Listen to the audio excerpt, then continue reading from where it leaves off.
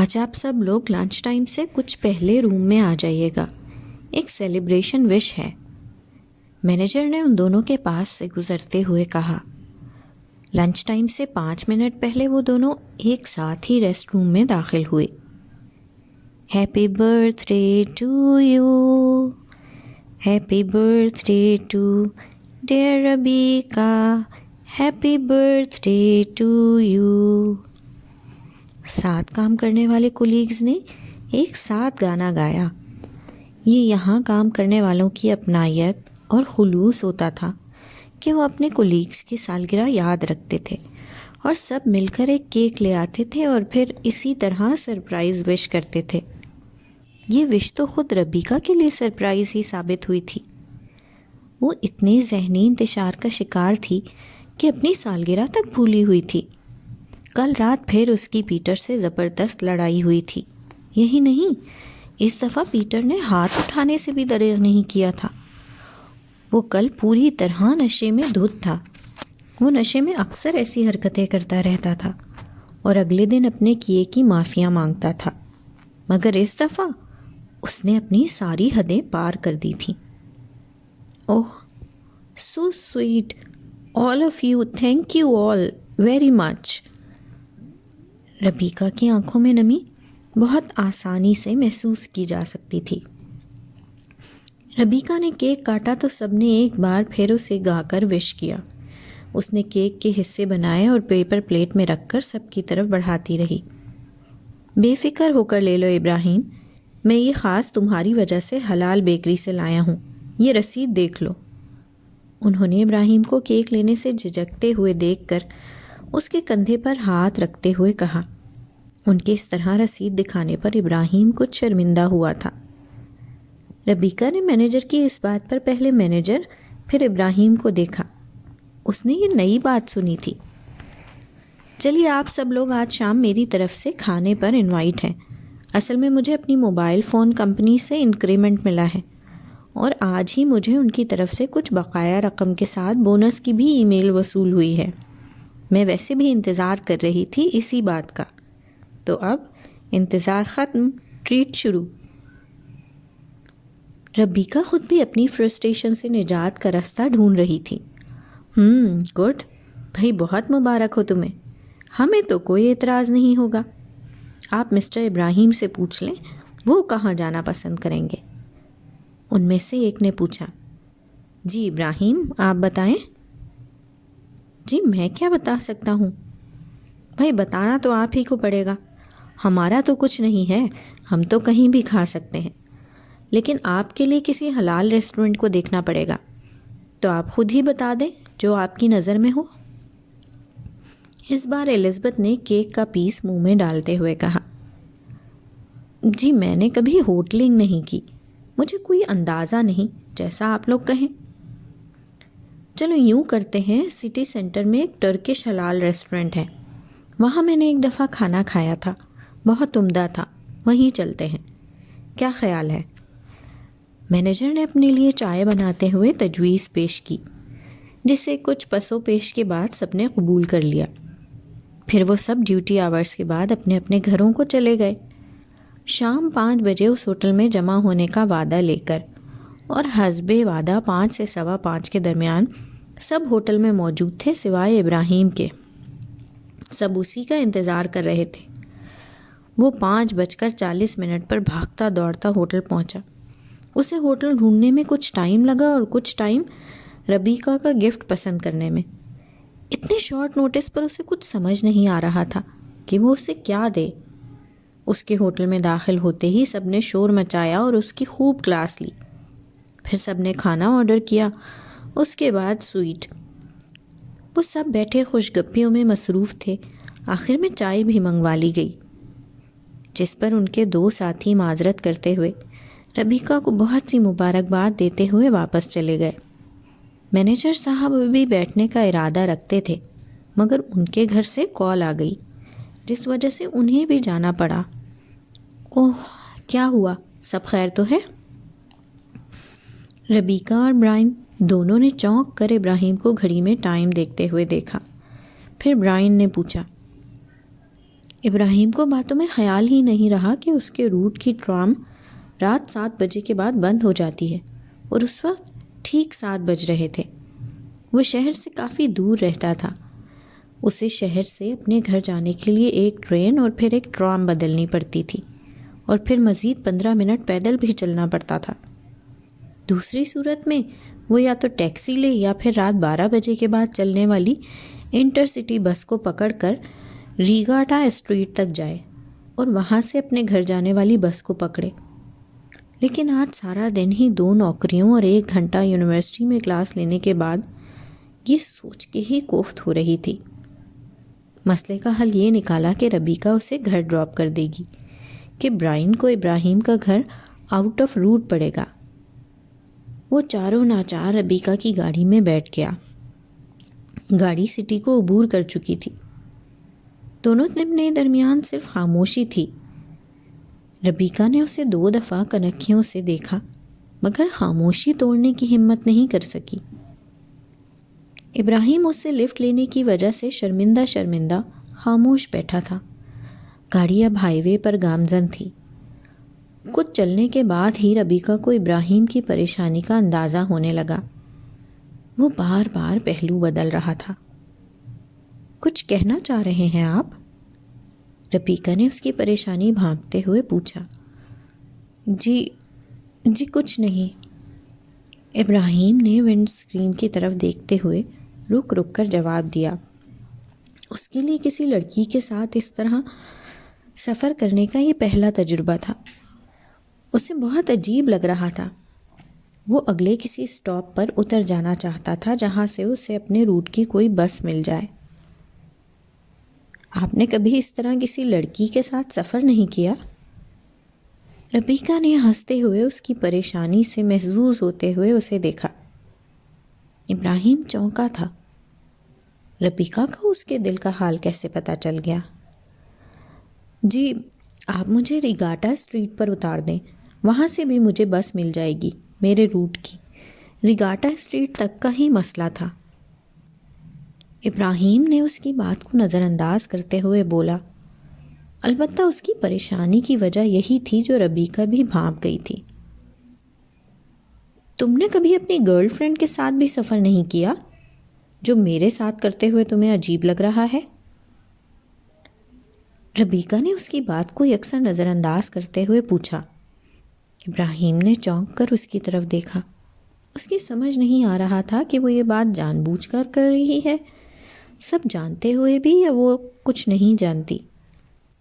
جن ممالک میں ملٹی کلچرل امیگرنٹ ہوں، وہاں کے لوگ ان کے کلچرل سیٹ اپ کے بارے میں بہت نہیں لیکن تھوڑا بہت جانتے ہیں۔ میری کوئی گرل فرینڈ نہیں ہے۔ ابراہیم کے لہجے میں قدرے سختی تھی۔ نہیں ہے؟ ہاں، میں نہیں مانتی۔ اس کے لہجے میں طنز ابراہیم نے محسوس کر لیا تھا، مگر وہ خاموش رہا۔ یا شاید تم مجھے بتانا نہیں چاہ رہے ہو؟ کچھ دیر بعد ربیکہ نے پھر کہا تھا، آپ یقین کریں یا نہ کریں، مگر میرے ساتھ ایسا کوئی معاملہ نہیں ہے۔ ابراہیم کے لہجے میں قطعیت تھی۔ لیکن کیوں؟ میرا مطلب ہے، یہ کیسے ہو سکتا ہے؟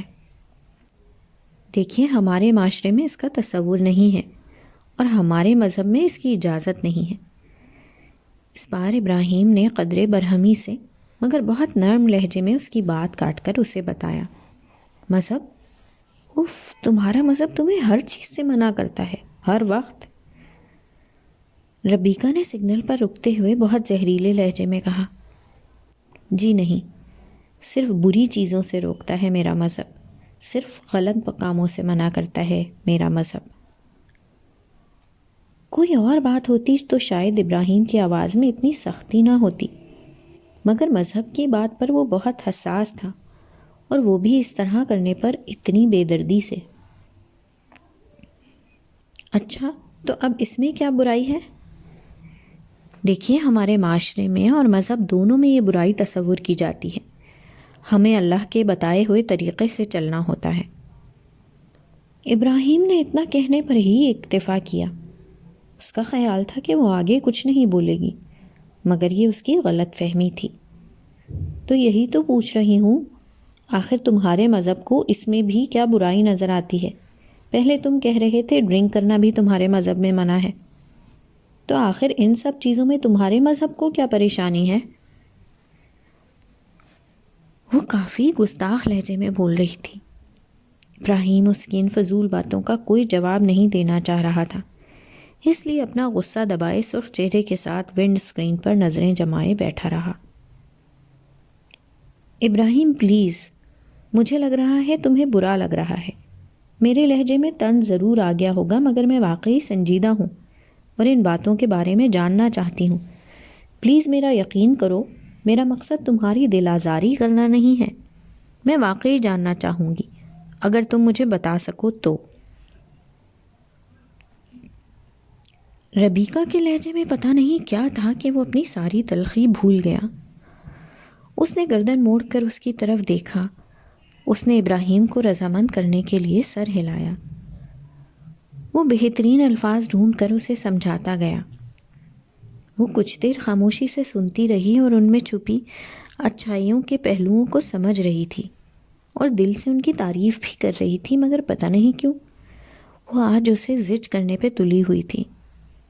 یہ سننے کے بعد وہ پھر بولی، یہ تو کوئی بات نہ ہوئی، بھلا بندہ اپنے آپ پر قابو رکھے، اتنی ہی الکوہل لے جتنی سہ سکے، اور پھر بندہ جب تک دوسرا شرع میں حجت نہیں ہے۔ دوسرے لفظوں میں آپ سے یہ کہنا چاہیے کہ یہ میرے اللہ اور رسول صلی اللہ علیہ وآلہ وسلم کا حکم ہے اور ہم اس کے پابند ہیں۔ آپ تو سننا اور جاننا چاہ رہی تھیں، مگر آپ اب حجت پر اتر آئی ہیں۔ میرا مذہب بتاتا ہے کہ برائی میں بہت طاقت ہوتی ہے۔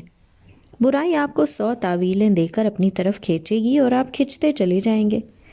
پھر ایک دن آپ کو برائی برائی نہیں لگے گی۔ انسان اپنے نفس کو قابو میں رکھے، حدود کا تعین کر لے، اسی لیے ہمیں یہ تعلیمات دی گئی ہیں۔ ساتھ ہی اپناؤ تو اسے اس کی تمام اچھائیوں اور برائیوں کے ساتھ اپناؤ۔ محبت، قربت اور رشتے میں تقدس، اعتماد اور احترام ہو تو بہت سی برائیاں اچھائیوں میں بدل جاتی ہیں، مگر بات صرف غرض کے بغیر ہوتی ہے۔ آپ نہیں سمجھیں گی، جانے دیں پلیز۔ بس یہ سب ہمیں حکم ہے اور ہم اس سے انحراف نہیں کر سکتے اور نہ ہی کرتے ہیں۔ ربیکہ ابھی اور بھی نہ جانے کیا کہتی کہ ابراہیم نے اس کا جملہ اچکتے ہوئے بولنا شروع کر دیا۔ وہ غصے میں ہونے کے باوجود بہت تحمل اور شائستہ انداز میں اسے سب بولتا گیا۔ اب ربیکہ کو بھی احساس ہو رہا تھا کہ اس نے غلط کیا۔ اسے اس طرح کسی کے مذہب کے بارے میں بات نہیں کرنی چاہیے تھی، اور وہ بھی ابراہیم کے ساتھ جو اس کا کولیگ ہے۔ اسے یاد آیا کہ وہ جو بھی باتیں اپنے اسلامی تعلیمات کی روشنی سے اسے بتا رہا تھا وہ 100% صحیح تھی، جن میں کسی شک و شبے کی گنجائش نہیں تھی۔ وہ ان باتوں کو مد نظر رکھتے ہوئے پیٹر کے رویے کو بھی پرکھ رہی تھی، اور جیسے جیسے سوچتی جا رہی تھی ان سب باتوں میں صداقت کو پا رہی تھی۔ اسے یاد ہے کہ پیٹر ہمیشہ ایسا ہی کرتا تھا، اور وہ کبھی بھی ربیکہ کے روکنے کے باوجود ڈرگ لینے سے نہیں رکتا اور نہ ہی حد کے اندر لیتا ہے، اور اس کے بعد ہمیشہ وہ آپے سے باہر ہو کر لڑائیاں کرتا اور اگلے دن معافیاں۔ اسے ایک دفعہ پھر شرمندگی محسوس ہوئی۔ میں بہت شرمندہ ہوں، مجھے اس میں آپ کا کوئی قصور نہیں، اس لیے آپ کو شرمندہ ہونے کی ضرورت نہیں۔ وہ کھڑکی سے باہر دیکھ رہا تھا۔ یہی پتہ بتایا تھا نا آپ نے؟ اس نے پتہ دہراتے ہوئے گاڑی کو راؤنڈ اباؤٹ سے گزارتے ہوئے پوچھا۔ جی، میں کچھ عرصہ پہلے یہاں رہ چکی ہوں، یہ پچھلی گلی میں رہتی تھی، اس نے سپیڈ بڑھاتے ہوئے بتایا۔ کچھ دیر خاموشی میں گزرے۔ ابراہیم کو اندازہ ہو رہا تھا کہ اسے تلخ نہیں ہونا چاہیے تھا، مگر وہ ساتھ ہی یہ بھی سوچ رہا تھا کہ اس نے بہت دھیمے لہجے میں بات کی تھی، بغیر کسی طنز اور غصے کے، پھر اسے یوں نادم نہیں ہونا چاہیے۔ ربیکہ اپنی جگہ شرمندگی محسوس کر رہی تھی۔ اسے سمجھ نہیں آ رہا تھا کہ وہ اب مزید کیا بات کرے۔ اسے اس سے معذرت کر لینی چاہیے۔ وہ جس طرح مسلمانوں کے طرز عمل کا سنتی آئی تھی اس کے مطابق ابراہیم کی جگہ کوئی اور ہوتا تو شاید بہت وحشیانہ غصہ ظاہر کرتا، مگر وہ بہت متحمل مزاج رہا۔ اور کیوں؟ یہ بات بھی اسے پریشان کر رہی تھی۔ میں بہت معذرت خواہ ہوں، مجھے آپ سے ایسے بات نہیں کرنی چاہیے تھی، باوجود اس کے کہ میں واقعی جاننا چاہ رہی تھی اور شاید آگے بھی جاننا چاہوں، اگر آپ کو اعتراض نہ ہو تو۔ اور یقیناً آپ نے جو باتیں اپنے مذہب اور تعلیم کی روشنی میں بتائی ہیں ان میں سچائی اور فلاح ہے۔ وہ اتنا کہہ کر کچھ لمحے رکی۔ اس نے ابراہیم کو دیکھا مگر وہ اس کے چہرے کے کسی تاثر سے کوئی اندازہ نہیں لگا سکی کہ وہ خاموش کیوں ہیں۔ وہ دل سے نادم تھی اور اس وقت کو کوس رہی تھی جب اس نے ابراہیم کو تنگ کرنے کے لیے ایسا کہا تھا۔ کوئی بات نہیں، اتنا مختصر جواب۔ ربیکہ پھر سوچ میں پڑ گئی کہ وہ ناراض ہے اور اس نے معاف نہیں کیا۔ ناراضگی کی بات بھی ہونی چاہیے مگر وہ معافی مانگ رہی ہے۔ پھر ابھی تو وہ اتنی خوبصورتی سے باتیں بتا رہا تھا جیسے کوئی مقرر ہزاروں کے مجمع کو پڑھا رہا ہو، اور ابھی آپ نے مجھے معاف نہیں کیا لگتا ہے۔ ربیکہ نے سگنل پر روکتے ہوئے اس کی طرف دیکھا۔ معافی کس چیز کی؟ آپ نے ایسا کیا کیا ہے؟ تو اس کا مطلب ہے آپ نے معاف کر دیا؟ آپ کیسی باتیں کر رہی ہیں، پلیز آپ مجھے شرمندہ نہ کریں۔ ابراہیم نے اس کی طرف دیکھتے ہوئے کہا۔ تو پھر آپ مجھ سے بالکل ناراض نہیں ہیں؟ اور اس نے رکتے رکتے کہا اور جملہ دانستہ ادھورا چھوڑ دیا۔ نہیں۔ وہ اس کی بات کے جواب میں بہت کچھ کہنا چاہتا تھا مگر صرف ایک جملے میں ہی بات کو سمیٹ دیا۔ اب وہ ابراہیم کی اسٹریٹ میں گاڑی لے جا رہی تھی۔ اوہ سو سوری، میں آپ کو گفٹ دینا بھول ہی گیا باتوں میں۔ یہ میں نے آپ کے لیے لیا ہے، مجھے اسی لیے ریسٹورنٹ پہنچنے میں بھی دیر ہو گئی تھی۔ اس نے سنہری رنگ کی خوبصورت پیکنگ میں گفٹ اس کی طرف بڑھاتے ہوئے کہا۔ اوہ بہت بہت شکریہ، اس تکلف کی ضرورت نہیں تھی ویسے۔ اس نے گاڑی ابراہیم کے گھر کے سامنے روکتے ہوئے گفٹ پکڑا۔ اسے تو میں ابھی ہی دیکھنا چاہوں گی۔ وہ گفٹ کھول رہی تھی۔ ابراہیم اسے بہت اشتیاق سے دیکھ رہا تھا۔ واو، ٹائٹل تو بہت خوبصورت لگ رہا ہے، امید ہے اندر سے بھی خوبصورت ہوگی۔ اس نے کتاب کا سرورق دیکھتے ہوئے خوشی سے کہا۔ ابراہیم خود بھی کتابیں پڑھنے کا شوقین تھا اور اتنے شارٹ نوٹس پر اس نے یہی مناسب سمجھا کہ اسے اقوال زریں کی کتاب گفٹ کی جائے۔ یہ کتاب اس نے پچھلے سال اپنے لیے بھی لی تھی اور اسے بہت اچھی لگی تھی۔ وہ ایک انگریز لکھاری کی تھی مگر اس میں بہت خوبصورت اقوال تھے۔ یہ کتاب اس کے پسندیدہ کتابوں میں سے ایک کتاب کہی جا سکتی تھی۔ آپ بھی شوق رکھتے ہیں کتابیں پڑھنے کا؟ وہ اب ورقوں کی روگردانی کر رہی تھی۔ جی بہت زیادہ، لیکن وقت کی قلت آڑے رہتی ہے۔ اس کے باوجود میرا رشتہ جڑا رہتا ہے کتاب سے۔ وہ اب اترنا چاہ رہا تھا۔ یہ تو بہت اچھی بات ہے، البتہ میرے ساتھ بھی یہی مسئلہ ہے، لیکن میں اس کتاب کو ہر حال میں وقت نکال کر پڑھوں گی۔ جی ضرور، مجھے خوشی ہوگی۔ آپ کس قسم کی کتابوں میں زیادہ دلچسپی رکھتے ہیں؟ ربیکہ کتاب کے ایک صفحے کو کھولے پڑھ رہی تھی۔ جو بھی اچھی کتاب مل جائے، البتہ ادب اور اقوال زریں ہی پسند کرتا ہوں۔ ابراہیم سیٹ سے کچھ آگے ہوا تھا۔ اعتماد ہر چیز کو ممکن بناتا ہے اور محبت ہر ممکنات کو آسان بنا دیتی ہے۔ محبت تو وہ ہے جس کی کوئی آواز نہیں ہوتی، اس لیے سنی نہیں جاتی، ہاں مگر خوشبو ہوتی ہے اس لیے محسوس ہوتی ہے۔ ربیکہ نے ایک کوٹ پڑھتے ہوئے اس کی طرف دیکھا۔ جی اچھا قول ہے، آپ کا بہت شکریہ۔ کس چیز کا؟ ربیکہ نے اس کے چہرے سے نظریں ہٹاتے ہوئے چونک کر پوچھا۔ مجھے ڈراپ کرنے کا۔ آپ کی وجہ سے میں آدھا گھنٹہ پہلے اپنے گھر پہنچ گیا، بہت شکریہ۔ ربیکہ کا تو یہ خیال ہی نہیں رہا تھا کہ وہ اتنی دیر سے گھر کے سامنے گاڑی روکے کھڑی ہے۔ کوئی بات نہیں، آپ کا گھر رستے میں پڑتا ہے میرے گھر کے۔ ربیکہ نے رسمی خوش مزاجی سے کہا۔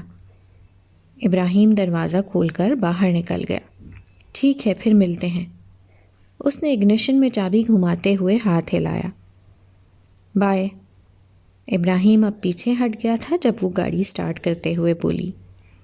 ابراہیم نے بھی ہاتھ ہلایا اور اس کی گاڑی کے آگے بڑھنے تک وہیں کھڑا رہا۔ ربیکہ نے بیک ویو مرر میں ابراہیم کو گھر کے اندر جاتے دیکھا۔ آج کا دن اسے بہت اچھا لگ رہا تھا اور ابراہیم کے ساتھ گزارا ہوا وقت وہ بہت انجوائے کر رہی تھی۔ اسے غیر ارادی طور پر ابراہیم کی ہر بات اپنی طرف کھینچ رہی تھی۔ وہ غیر محسوس طریقے سے اس کے بارے میں سوچنے لگی تھی۔ اتنی اچھی فیلنگز کے بعد گھر پر وہ کن باتوں اور کن مسائل کی منتظر تھی، اسے سوچ کے ہی کوفت ہو رہی تھی۔ اس کا دل چاہ رہا تھا وہ آج گھر ہی نہ جائے، یا کم از کم آج گاڑی چلاتے چلاتے ہی صبح ہو جائے۔ لیکن آج جب وہ گھر پہنچی تو ایک نئی پریشانی اس کی منتظر تھی۔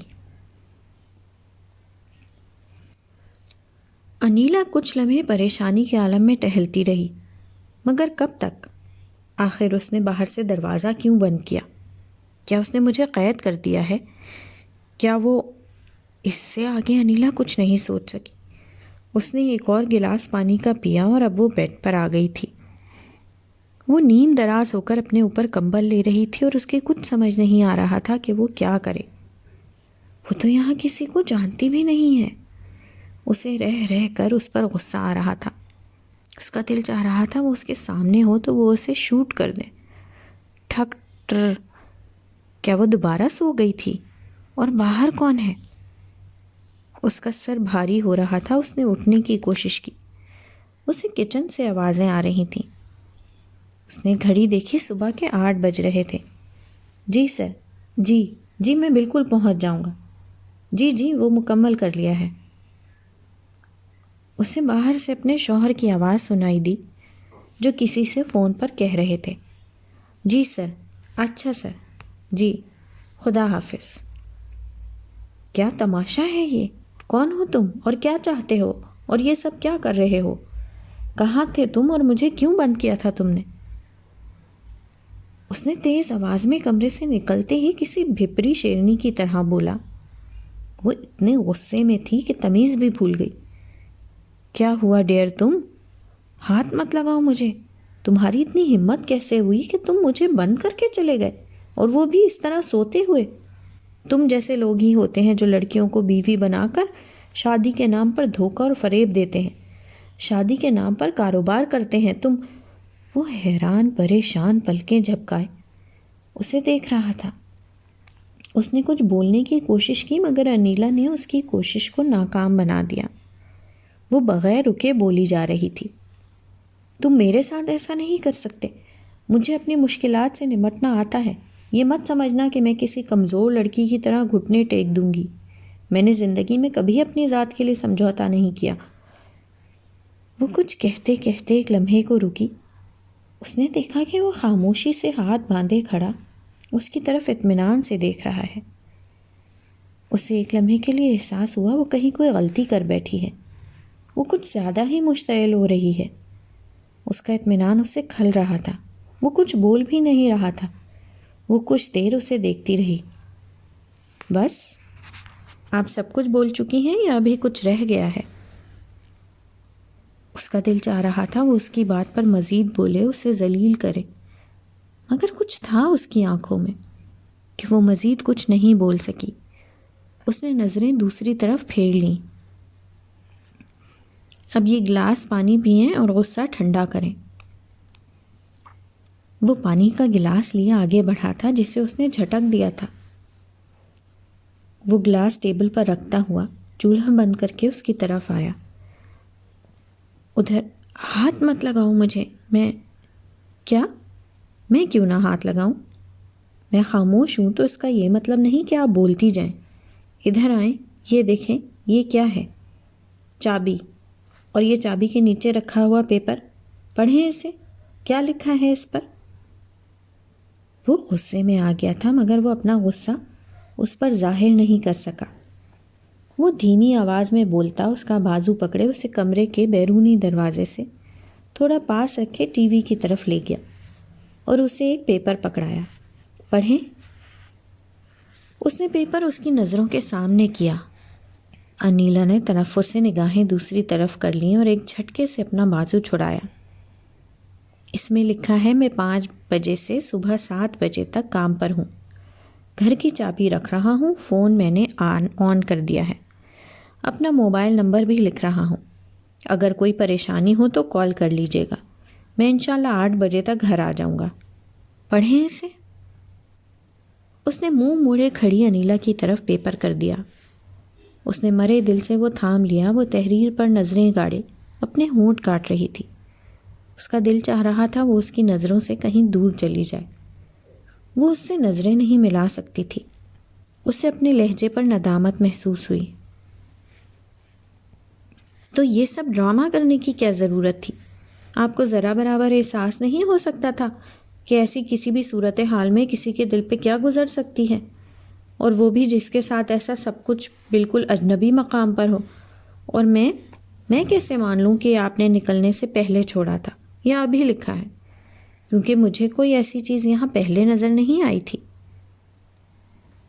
اس نے لہجے کو نرم کرتے کرتے پھر اسی تیز آواز میں اپنے غصے کا اظہار کیا۔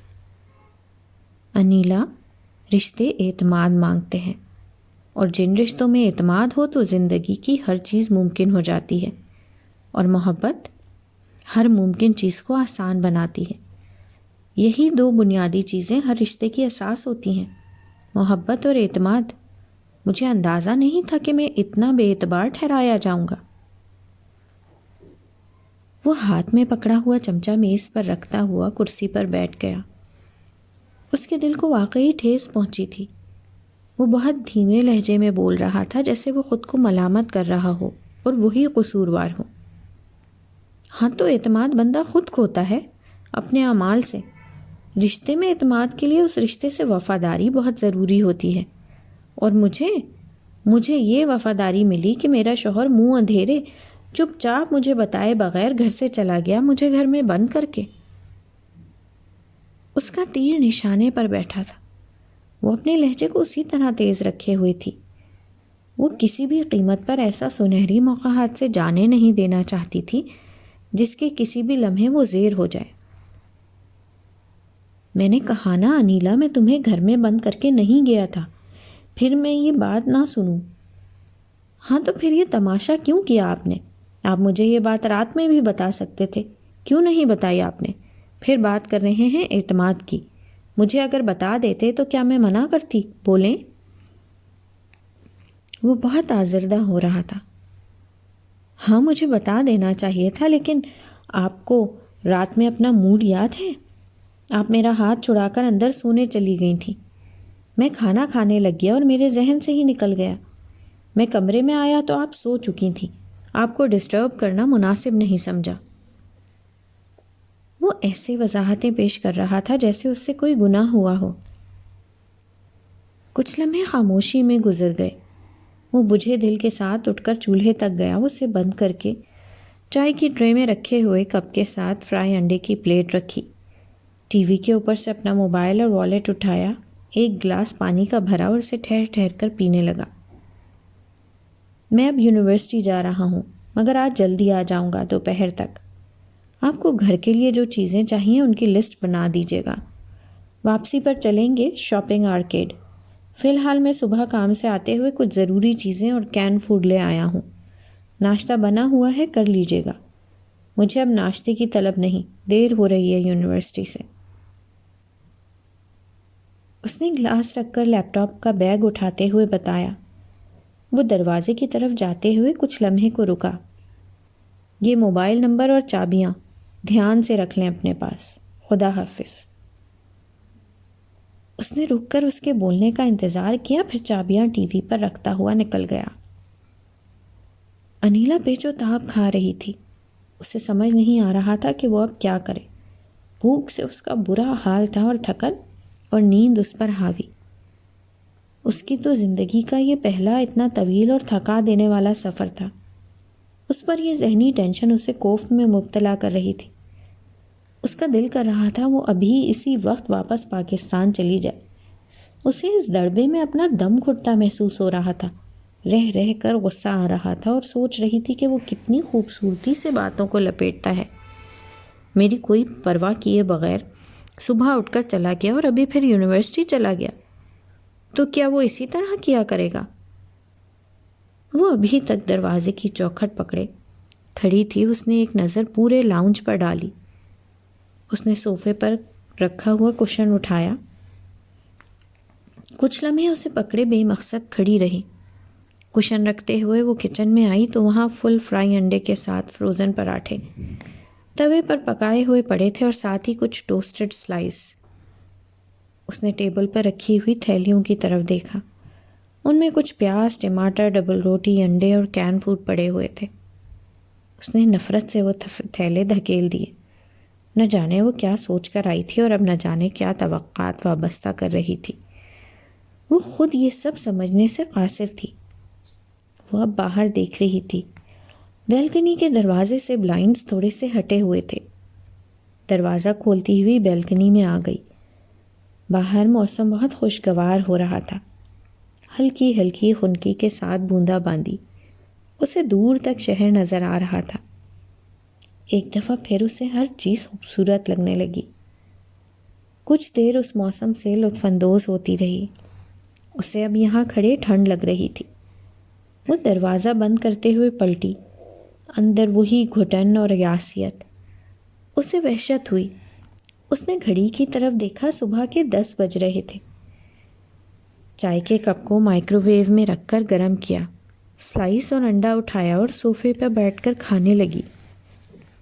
اسے ایک لمحے کو احساس ہوا کہ وہ بغیر ناشتہ کیے چلا گیا، اور اگلے ہی لمحے اس نے اپنے آپ کو بے قصور گردانا۔ وہ ناشتے سے فارغ ہونے کے بعد بھی بھوک محسوس کر رہی تھی۔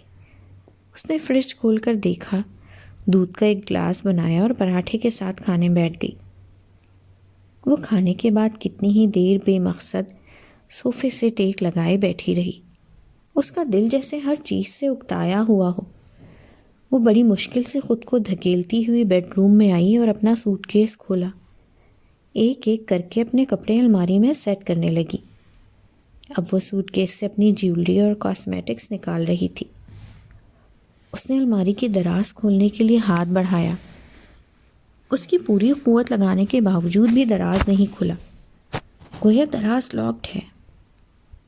ایک بار پھر غم و غصہ اس کی رگوں پہ میں سرایت کر گیا۔ کیا وہ مجھ سے چیزیں خفیہ رکھے گا؟ میں اس کے لیے اور اس کی زندگی میں اتنی ہی اہمیت رکھتی ہوں۔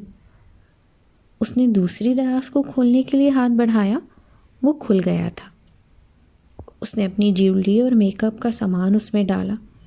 اس نے اپنے جوتے بھی الماری میں رکھے اور پھر سوٹ کیس بند کر کے بیڈ کے نیچے دھکیل دیا۔ اپنے لیے ایک نیا سوٹ استری کیا اور شاور لینے چلی گئی۔ جب وہ باہر نکلی تو اسے سردی کا ہلکا ہلکا احساس ہوا۔ باہر اب تیز بارش ہو رہی تھی، گھر اندھیرے میں گھرا ہوا تھا۔ اس نے اپنے لیے ایک چائے کا کپ بنایا اور اندر بیڈ پر آ کر کمبل اوڑھ کر بیٹھ گئی۔ اس نے گرم گرم چائے پاس رکھے ہوئے میگزین کو دیکھتے ہوئے پی۔ وہ اپنی طبیعت میں بہت بوجھل پن محسوس کر رہی تھی۔ اس کا سر بھاری ہو رہا تھا۔ اس نے اپنے دونوں ہاتھ بھی اچھی طرح کمبل میں لپیٹ لیے۔ وہ چھت کو دیکھ رہی تھی۔ گھر میں پاکستان۔ اس کی آنکھیں بند ہو رہی تھیں۔ پھر اسے کچھ پتہ نہیں چلا۔ ہاں بالکل، نہیں آج نہیں، ابھی میری چھٹیاں باقی ہیں۔ نہیں یار، ایسی کوئی بات نہیں۔ ارے، اس کے کانوں میں آوازیں آ رہی تھیں۔ وہ شاید فون پر کسی سے بڑی بے تکلفی سے گفتگو کر رہا تھا۔ وہ ابھی بھی نیند میں تھی۔ اس نے پوری طرح آنکھیں کھولنے کی کوشش کی۔ اس کا سر ابھی بھی بھاری ہو رہا تھا، مگر اب اتنی شدت نہیں تھی۔ اس نے سر اٹھا کر دیکھا، باہر سے روشنی اندر کمرے تک آ رہی تھی۔ اس نے بیڈ سائڈ ٹیبل سے اپنی ریسٹ واچ اٹھا کر ٹائم دیکھا۔ شام کے 5:30 بج رہے تھے۔ جی اوکے، اللہ حافظ۔ اسے اب کچن میں کچھ کرنے کی آوازیں آ رہی تھیں۔ وہ بیڈ پر اٹھ کر بیٹھ گئی۔ کمرے میں شام کا ہلکا ہلکا اندھیرا پھیلا ہوا تھا۔ آپ اٹھ گئی؟ میں یہی دیکھنے آیا تھا۔ طبیعت تو سیٹ ہے نا آپ کی؟ بہت بے خبر سو رہی تھیں آپ۔ وہ دبے قدموں کمرے میں آیا تھا۔ اسے ذرا بھی اس کی آمد کا احساس نہیں ہوا تھا۔ اب وہ کمرے کی لائٹ جلا رہا تھا۔ بھائی میں تو پچھلے 1.5 گھنٹے سے آیا ہوا ہوں۔ کہا بھی تھا میں نے جلدی آ جاؤں گا، تیار رہنا۔ اب جلدی اٹھیں، زور کی بھوک لگی ہے، کھانا کھا کر چلتے ہیں۔ کچھ دیر اور بیٹھے رہے تو سب مارکیٹس بند ہو جائیں گی۔ جلدی کریں، منہ ہاتھ دھو کر آئیں، میں باہر انتظار کر رہا ہوں۔ اسے سونے سے پہلے کی ساری باتیں اور ساری کیفیات ایک ایک کر کے یاد آنے لگیں۔ اس کا دل ایک بار پھر ڈوبا تھا۔ وہ اٹھ کر کمرے سے باہر آ گئی۔ اس نے دیکھا وہ پلیٹیں ٹیبل پر رکھ رہا تھا۔ وہ واش روم میں چلی گئی۔ ہاتھ منہ دھونے کے بعد کچن میں ٹیبل کی طرف بڑھی۔ کھانا ٹیبل پر لگا ہوا تھا، آلو مٹر کا سالن، ساتھ میں روٹیاں اور رات کے بچے ہوئے ابلے چاول۔ اسے ایک لمحے کے لیے خود پر بہت شرمندگی محسوس ہوئی۔ یہ سب اس کے کمرے کرنے کا کام تھا۔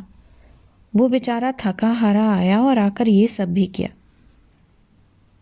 اس کے لہجے میں کہیں بھی صبح والی تلخی کے آثار نہیں تھے، یا پھر وہ ظاہر ایسا کر رہا تھا، وہ کوئی اندازہ نہیں لگا سکی۔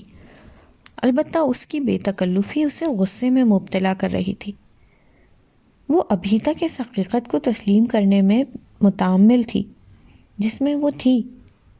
وہ یہاں بنگلے، کوٹھی، گاڑیوں اور نوکر چاکر کے خواب بسا کر آئی تھی، اور خواب سے بیداری پر حقیقت تکلیف تو دیتی ہی ہے۔ مجھے بھوک نہیں ہے، آپ کھائیں۔ اس نے ایک نوالا ہی منہ میں ڈالا اور کرسی سے اٹھ گئی۔ آپ کی طبیعت تو ٹھیک ہے نا؟ جی۔ تو پھر تو کوئی مسئلے والی بات ہی نہیں ہے۔ یہ تھکن تو کچھ دن بعد تک اتر ہی جائے گی، اور اس کا حل ہے ریفریشمنٹ، جیسے ابھی ہم باہر جا کر کریں گے، وہ بھی گروسری اور گھر کی دوسری چیزیں لے کر۔ آپ نے لسٹ بنا لی چیزوں کی؟ اس نے فوراً ہی بات بدلتے ہوئے پوچھا۔ نہیں، میں بھول گئی۔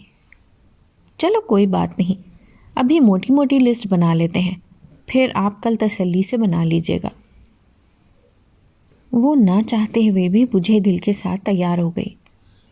چھٹی منزل سے نیچے اتر کر وہ پیدل چلنے لگا۔ انیلا کسی بوجھ تلے دبی آہستہ آہستہ قدم اٹھا رہی تھی۔ وہ اس سے ابھی بھی خوشگوار لہجے میں باتیں کر رہا تھا، مگر اسے کسی بات میں کوئی دلچسپی نہیں تھی۔ وہ آس پاس سے گزرتی گاڑیوں کو دیکھ رہی تھی۔ ہلکی ہلکی رات کی تاریکی پھیلی ہوئی تھی اور ہوا میں خنکی اس کے وجود کو سرد کر رہی تھی۔ اب وہ ایک پلازا میں داخل ہو گئے تھے۔ وہ اتنے بڑے فوڈ سٹور کو دیکھ کر ہی پریشان ہو گئی تھی۔ اسے یہاں اتنی ویرائٹی نظر آ رہی تھی کہ وہ کنفیوز ہو رہی تھی۔ ہر چیز اسے اتنی اچھی لگ رہی تھی کہ اس کا دل چاہا وہ سب خرید لے۔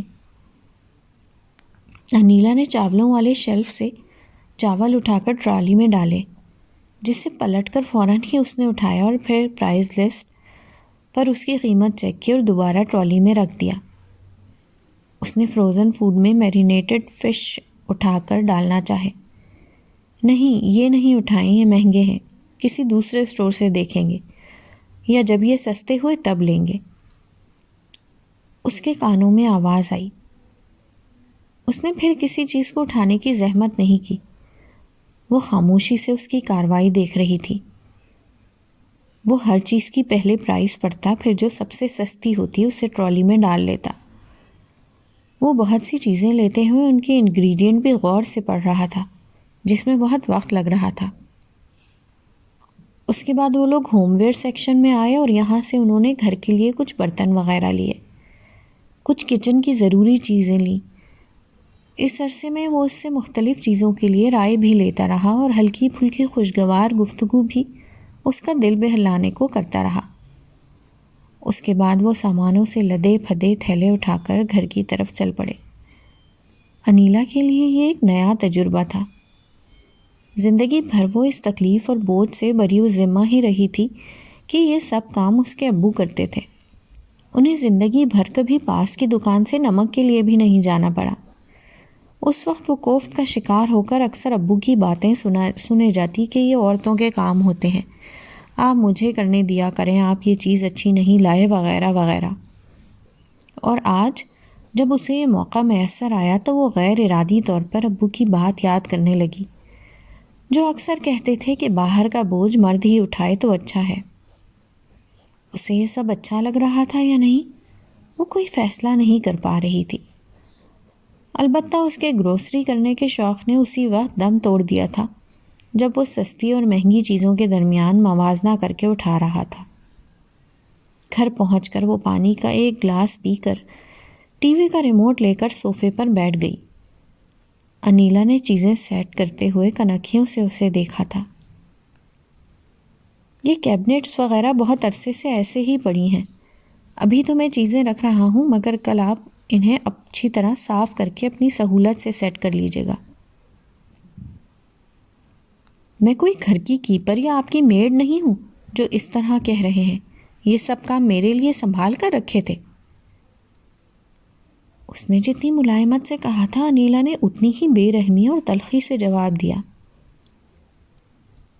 آپ گھر کی مالکن ہیں اور یہ آپ کا گھر ہے، اور اپنے گھر کو ہر کوئی اچھا، صاف ستھرا اور خوبصورت بنا کر رکھتا ہے. میری بھی یہی خواہش ہے. چلو ایسا کریں گے، میں کل جلدی آ جاؤں گا. ابھی دوسری جاب کی چھٹیاں باقی ہیں تو فائدہ اٹھاتے ہیں. پھر کل ہم دونوں مل کر جتنا صفائی کا کام ہوگا وہ کر کے گھر سیٹ کریں گے، ٹھیک ہے؟ چلیں بھائی، اب آپ اپنے ہاتھوں سے اچھی سی چائے بنائیں، پھر آگے کا سوچتے ہیں. وہ اب اس کے ساتھ ہی صوفے پر بیٹھ گیا تھا. وہ نہ چاہتے ہوئے بھی اسے دیکھتے ہوئے اٹھ کر چائے بنانے چلی گئی. یہ لیں، آپ فون کر کے اپنے گھر والوں کو خیریت کی اطلاع دے دیں اور بات بھی کر لیں. وہ صوفے پر بیٹھتے ہوئے چائے رکھ رہی تھی جب اس نے موبائل اپنی طرف ہوتے دیکھا تھا. اس نے خاموشی سے فون لے کر بات کی. وہ جان بوجھ کر بات لمبی کر رہی تھی. بات کرتے کرتے اس نے اس کے چہرے کے تاثرات دیکھنا چاہے. وہ لاپرواہی سے ٹی وی دیکھ رہا تھا. حاجی صاحب نے اس سے بھی بات کرنے کی فرمائش کی تو وہ ان سے دعا سلام کے بعد فون انیلا کو پکڑا کر پھر ٹی وی دیکھنے لگ گیا. انیلا نے تسلی سے بات کرنے کے بعد فون اسے واپس کر دیا. اس نے فون پر کچھ دیکھا اور پھر ٹی وی دیکھنے لگ گیا. وہ ٹی وی دیکھتے ہوئے اس کی بنائی چائے کی تعریف کر رہا تھا اور اس سے ٹی وی پر چلنے والے پروگرام پر تبصرے کر رہا تھا. انیلا اس کی باتوں کے جواب میں جس بیزاری کا مظاہرہ کر رہی تھی وہ اس سے بخوبی واقف تھا. کوئی بات کرو انیلا، مجھے بلا وجہ باتیں کرنا پسند نہیں. وہی روکھا انداز. کیا ہوا انیلا، کوئی مسئلہ؟ ہاں ہے مسئلہ میرے ساتھ، آپ کی وجہ سے. مجھے سمجھ نہیں آ رہا میں یہاں کیوں آ گئی آپ کے ساتھ. کبھی آپ مجھے گھر میں بند کر کے چلے جاتے ہیں اور کبھی مجھے گھر کی درازیں بند ملتی ہیں. کیا میں چور ہوں، ڈاکو ہوں، کیا ہوں میں؟ وہ جیسے پھٹ پڑی تھی. کیا مطلب؟ اس کے پوچھنے پر انیلا نے اسے ساری بات بتا دی، جس پر وہ اپنا سر پکڑ کر بیٹھ گیا. وہ اسے ہاتھ سے پکڑ کر الماری کے پاس لے گیا اور تھوڑا سا زور لگا کر کھینچنے سے دراز کھول دیا. یہ دراز بار بار گر جاتا تھا، پیچھے سے ٹوٹ گیا ہے، اسی لیے میں نے اس میں گتا پھنسا کر اسے سختی سے بند کر دیا تھا تاکہ مجھے بار بار پریشانی نہ ہو. میں کوئی ملینر یا بہت بڑا سیاست دان نہیں ہوں جس کے خفیہ خزانے ہوں اور وہ انہیں چھپاتا پھرے. سادہ سا بندہ ہوں، سادہ سی زندگی ہے. ہاں، ایک خزانہ البتہ ہے میرے پاس، تم اور تمہاری محبت، جسے کوئی چرا نہیں سکتا.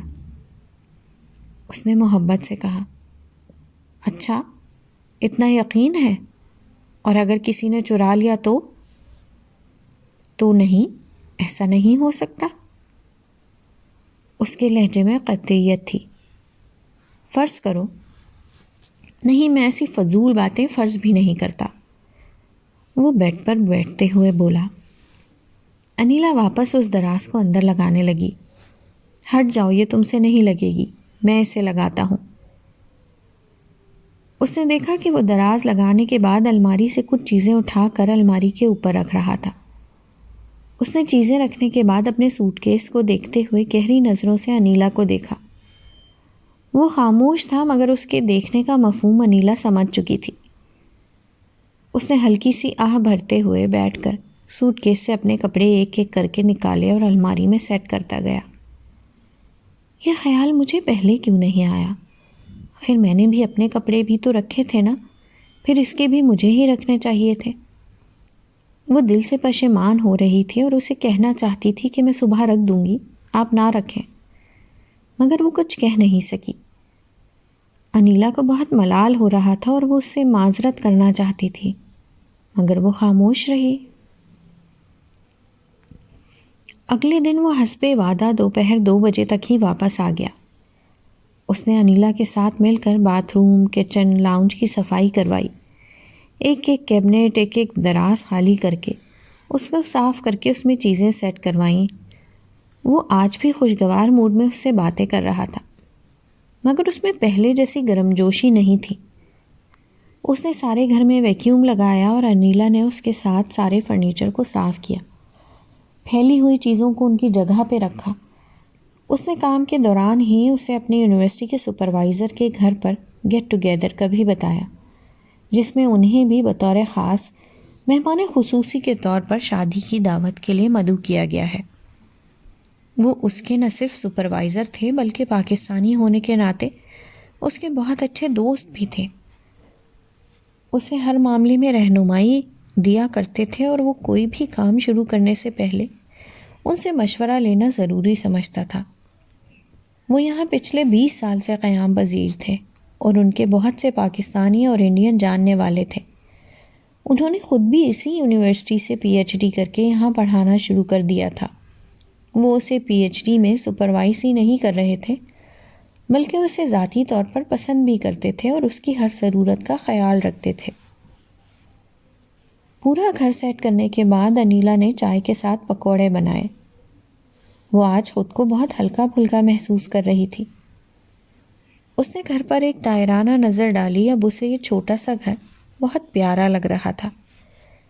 وہ آگے کے منصوبے بنا رہی تھی کہ وہ کیسے اس گھر کو مزید دلکش اور خوبصورت بنا سکتی ہے۔ چائے سے فارغ ہو کر دونوں باہر واک کے لیے نکل گئے۔ حالانکہ باہر ہلکی ہلکی ٹھنڈ ہو رہی تھی، موسم سردی کی طرف جا رہا تھا۔ سورج غروب ہو چکا تھا اور آسمان غروب آفتاب کے رنگوں سے اپنی خوبصورتی کے عروج پر تھا۔ وہ دونوں باتیں کرتے کرتے گھر سے کچھ فاصلے پر نہر کی طرف نکل گئے۔ یہ بہت خوبصورت جگہ تھی۔ وہ کبھی کبھی صبح ٹرام پکڑنے کے لیے اسی جگہ سے جانا پسند کرتا۔ وہ دونوں گھنٹوں وہاں بیٹھے رہے، عہد و پیما کرتے رہے، میٹھی میٹھی باتیں جو ختم ہونے کو نہیں آ رہی تھیں۔ انیلا کو سب بہت اچھا لگ رہا تھا، یہ موسم، یہ جگہ، یہ ملک، یہ سب کچھ۔ وہ اس لمحے کو امر کر دینا چاہتی تھی۔ اگلے دن انیلا اس کے اٹھنے سے پہلے ہی اٹھ گئی۔ اس نے ناشتہ بنایا اور ساتھ میں اسے یونیورسٹی لے جانے کے لیے لنچ بھی دیا۔ واپسی پر تیار رہنا، یاد ہے نا آج ہمیں رحمان صاحب کی طرف جانا ہے اور ٹھیک شام 6 بجے ہمیں ان کے گھر ہونا چاہیے۔ وہ ٹائم کے بہت پابند ہیں۔ اس نے دروازے سے نکلتے نکلتے انیلا کو یاد دلایا۔ انیلا نے سر ہلا دیا تھا۔ وہ بہت اہتمام سے تیار ہوئی۔ اس نے اپنا سب سے بہترین سوٹ نکالا، اپنے شادی کے زیور پہنے، بہت نفاست سے میک اپ کیا۔ وہ آج اپنا آپ دیکھ کر جیسے سب بھول گئی تھی۔ خوبصورتی کو نکھار مل جائے تو نظر کیسے ہٹ سکتی ہے؟ اس کا دل چاہ رہا تھا وہ آئینے کے سامنے کھڑی اپنا آپ دیکھتی رہے۔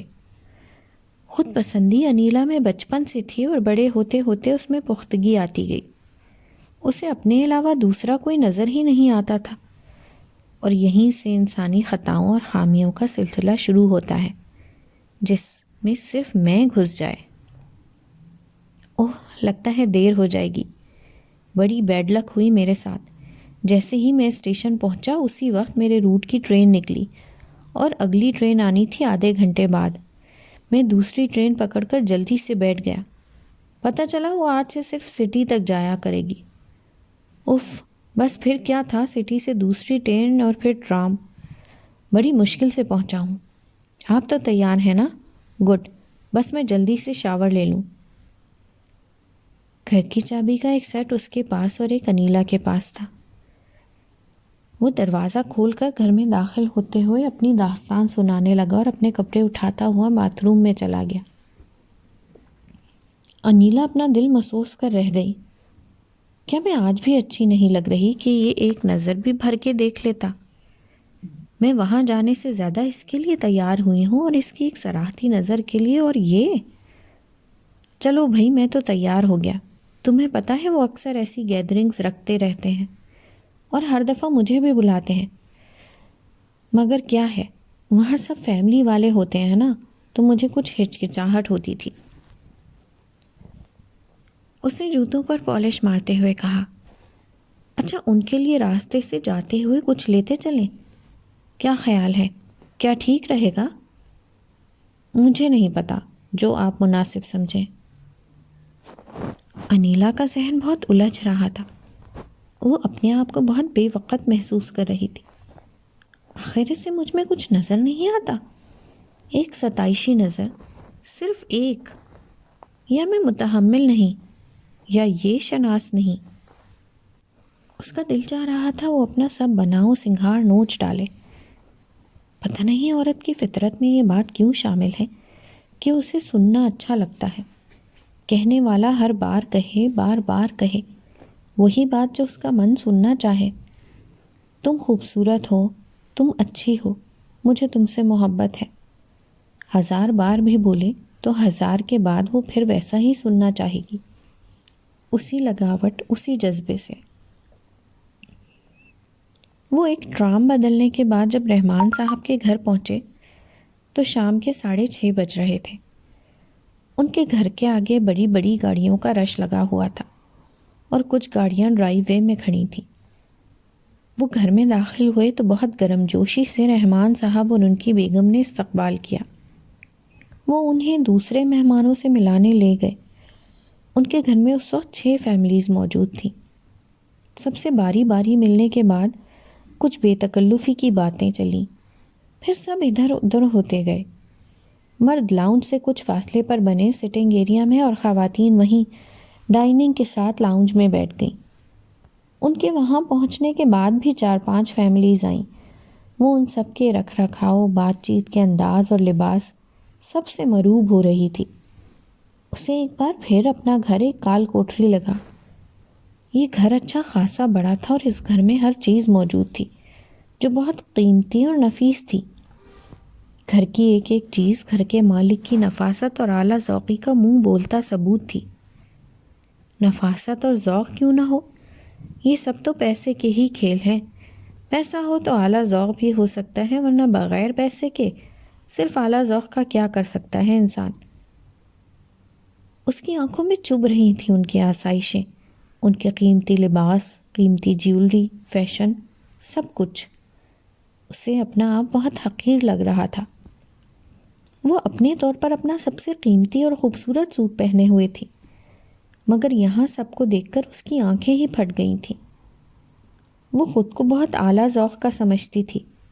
وہ ہمیشہ بہت چھان بین کر کے سب سے مختلف چیز پسند کرتی تھی، مگر یہاں دیکھ کر اسے صحیح معنوں میں پتہ چلا کہ اعلیٰ ذوقی کس چیز کا نام ہے، اور سلیکٹڈ چیزیں جو کسی کو دوسرے سے مختلف کر دیں کیسی ہوتی ہیں۔ وہ گم سم اپنے آس پاس دیکھتی رہی تھی۔ اس کی آنکھوں میں ستائش تھی۔ بھائی، ہم نے جیسا سنا آپ اس سے بڑھ کر ہیں۔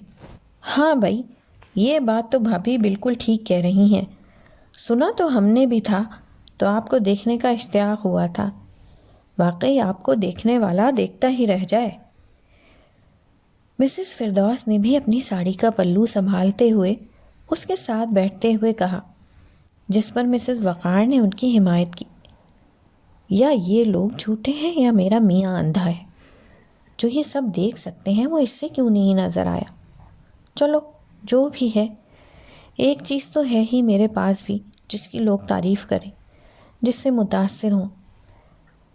یہ نہیں تھا کہ اس گیدرنگ میں ایک وہی حسین تھی، اور بھی بہت سی بیگمات خوبصورتی میں کسی کو اپنا ثانی نہیں سمجھتی تھیں، پر ان کا رہن سہن اور رکھ رکھاؤ بھی ایسا تھا کہ وہ کچھ نہ بھی جتن کریں تو بھی خوبصورت ہی لگیں۔ اور آج تو ویسے بھی سب اپنی پوری آب و تاب کے ساتھ موجود تھیں۔ جی شکریہ۔ انیلا کا سر فخر سے بلند ہو رہا تھا۔ ماشاء اللہ، بہت پیاری لگ رہی ہو، مگر اتنی سادہ سی کیوں ہو؟ بھائی تم تو نئی نویلی دلہن ہو، ذرا بن ٹھن کے رہنا چاہیے تمہیں۔ مسز کوثر نے بھی باتوں میں شامل ہوتے ہوئے کہا۔ پتہ نہیں ان کا طنز تھا، ہمدردی یا مشورہ، جو بھی تھا انیلا کو اندر تک تاریک کر گیا۔ وہ یہاں بھی اسکارف لپیٹ کر آئی تھی، مگر گھر میں داخل ہونے کے کچھ دیر بعد اس نے اسکارف اتار دیا تھا۔ اپنا تمام زیور پہنے ہوئے تھی، اس کے باوجود بھی وہ انہیں سادہ لگ رہی تھی۔ جی بس ویسے ہی مجھے عادت نہیں ہے۔ وہ کیا جواب دیتی کہ وہ تو آج اپنی شادی کا جتنا زیور پہن سکتی تھی پہن کر آئی تھی۔ شاید ہی کوئی زیور بچا ہو جو اس نے نہیں پہنا سوائے ایک بڑے ہار کے۔ ارے یہ عادت کیا ہوتی ہے؟ یہی دن ہوتے ہیں سنگھار کے۔ پھر تو بچوں میں، گھر کی ذمہ داریوں میں بندہ ایسا مگن ہو جاتا ہے کہ بعض دفعہ منہ دھونے کا بھی موقع نہیں ملتا۔ مسز سہیل نے ان کی گفتگو میں حصہ لیتے ہوئے کہا تو سب ہنسنے لگیں۔ اچھا تو آپ کے ساتھ ایسا ہی ہوتا تھا کیا؟ مسز جمیل نے مسز سہیل کو چھیڑتے ہوئے کہا۔ ارے نہیں، اللہ کا شکر ہے، ہمیں تو یہاں بھی میڈ مل گئی تھی، اور پاکستان میں بھی میڈ ہوتی تھی تو بس۔ ہاں وہ گانا ہے نا، مجھ کو سنورنے سے کام، بس آپ یہی کرتی ہوں گی پھر۔ مسز سہیل کے جواب کو اچکتے ہوئے مسز کوثر نے کہا۔ نہیں، اب ایسی بھی کوئی بات نہیں ہے، گھر کا کام تو بہرحال کرنا ہی پڑتا ہے۔ تو اور کیا، ان کی باتوں میں مت آئیے گا۔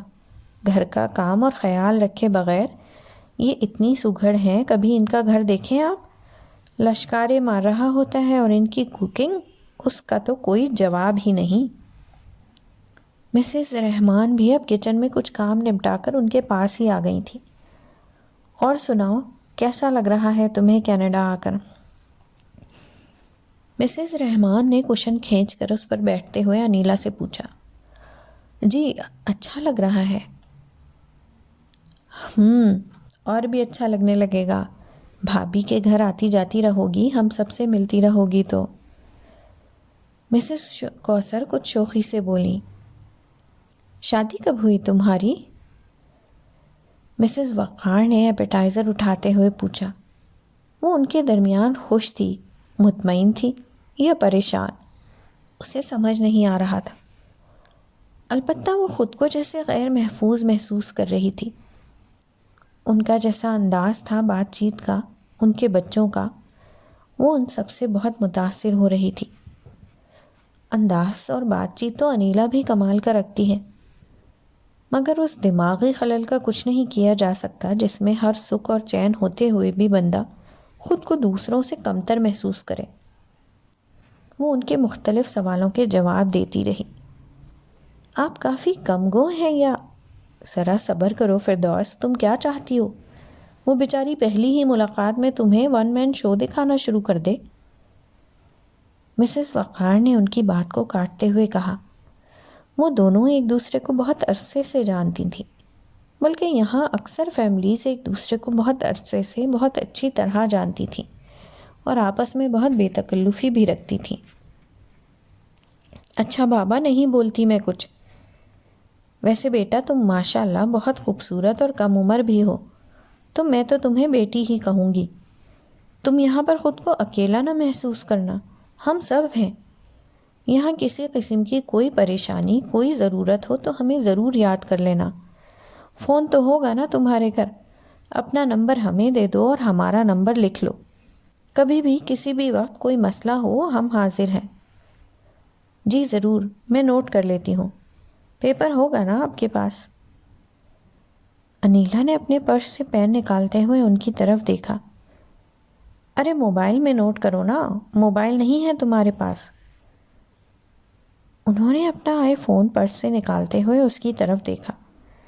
جی وہ میں گھر پر بھول گئی۔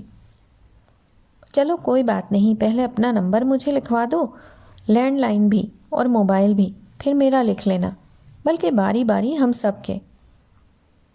مسز وقار نے لقمہ دیا تو سب ہنسنے لگے۔ انیلا ان کے ہاتھ میں پکڑا ہوا آئی فون دیکھ رہی تھی۔ اس کے بعد انیلا نے باری باری سب کے پرس سے iPhone, iPad, touch screen phone نکلتے دیکھے۔ انیلا دانتوں سے اپنے ہونٹ کاٹ رہی تھی۔ ہیلو، اپنا موبائل نمبر بھی لکھوا دو۔ جی وہ مجھے یاد نہیں۔ چلو کوئی بات نہیں، میں اس لیے پوچھ رہی تھی کہ اگلے ہفتے ہم اپنے گھر گیٹ ٹوگیدر رکھ رہے ہیں، تو اس میں تم کو بھی ضرور آنا ہے۔ میں تمہیں کال کر کے ریمائنڈ کروا دوں گی۔ مسز سہیل موبائل پرس میں ڈال رہی تھیں۔ ارے کوئی مسئلے والی بات نہیں ہے، ان کے ہسبینڈ کا نمبر رحمان کے پاس ہے، وہ ہم آپ کو دلوا دیتے ہیں۔ انہیں تو ہو سکتا ہے ہم پک کرتے ہوئے آئیں آپ کے گھر، انہیں بہت دور پڑے گا۔ مسز رحمان نے ان کے درمیان کھڑے ہوتے ہوئے کہا، اچھا گاڑی نہیں، ارے بھابھی ابھی تو یہ آئے ہیں، اور یہ تو اس کے ہسبینڈ کی بہت ہمت ہے کہ وہ اتنا کچھ کر رہا ہے۔ رحمان صاحب بہت تعریف کرتے ہیں اس بچے کی، وہ بہت ذہین اور قابل ہے۔ اللہ نے حسن اور ذہانت کا کیا خوب جوڑ جوڑا ہے، اللہ نے کیا تو آہستہ آہستہ سب ہو جائے گا۔ مسز رحمان نے سلاد سیٹ کرتے ہوئے مسز سہیل کی بات کاٹتے ہوئے کہا، اچھا تو کتنی دور پڑے گا ہمارا گھر؟ انہیں ہم پک کر لیں گے۔ آپ کہاں رہتی ہیں؟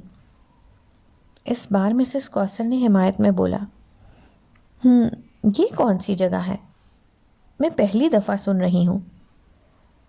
انیلا کے ایڈریس بتانے کے بعد مسز سہیل نے منہ بناتے ہوئے دیکھا۔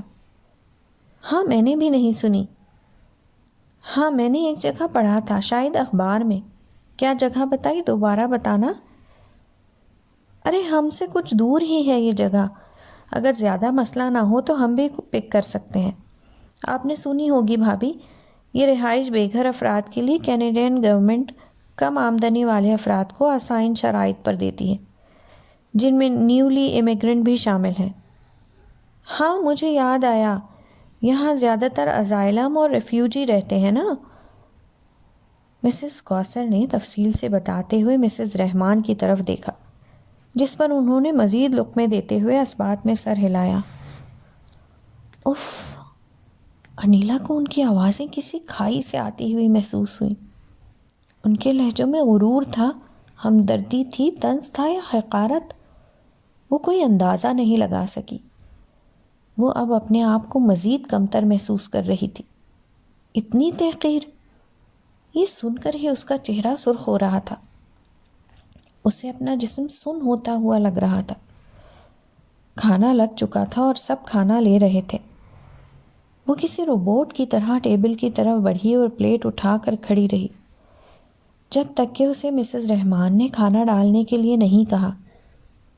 وہ اب کھانے کی پلیٹوں کے ساتھ گھر کی سیٹنگ پر، ایک دوسرے کے لباس پر، جیولری پر اور کھانے پر تبصرے کر رہی تھیں، مگر انیلا، اس کو کچھ سمجھ نہیں آ رہا تھا۔ ساری آوازیں ایک دوسرے سے ٹکر کر اس کے کانوں میں گونج رہی تھیں۔ وہ کسی بت کی طرح اپنی پلیٹ میں چمچ چلا رہی تھی۔ اس سے کسی نے بات کرنا چاہی تھی، مگر آواز جیسے اس کے حلق میں پھنس کر رہ گئی ہو۔ وہ کسی سے کوئی بات نہیں کرنا چاہ رہی تھی۔ اس نے زندگی میں اتنی شرمندگی شاید پہلے کبھی محسوس نہیں کی۔